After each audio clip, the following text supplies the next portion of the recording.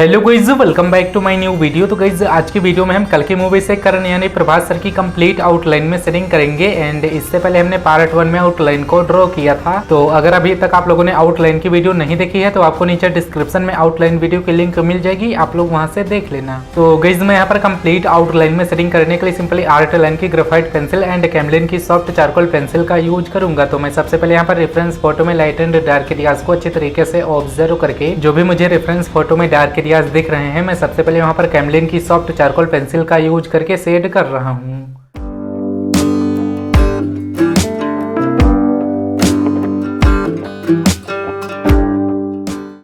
And guys Camlin की soft charcoal pencil से complete dark areas में शेड कर लेने के बाद अब आपको हाईलाइट वाले पार्ट में सिंपली आर्ट लाइन की एचबी ग्रेड की पेंसिल का यूज करके शेड करना है। एंड जहां पर भी आप लोगों को एकदम से ज्यादा हाईलाइट एरियाज दिख रहे हैं सिंपली उन हाईलाइट एरियाज को छोड़कर ही शेड करना है। गाइस आर्ट लाइन की एचबी ग्रेड की पेंसिल एंड कैमलिन की सॉफ्ट चारकोल पेंसिल से कंप्लीट सेटिंग कर देने के बाद अब आपको blending stump and makeup brush का यूज करके कंप्लीट ड्राइंग में ब्लेंड कर लेना है। इसके बाद गाइस अब आपको सिंपली रेफरेंस फोटो में जो भी और ज्यादा डार्क एरियाज दिख रहे हैं अब आपको सिंपली वहां पर दोबारा से कैमलिन की सॉफ्ट चारकोल पेंसिल का ही यूज करके शेड कर लेना है।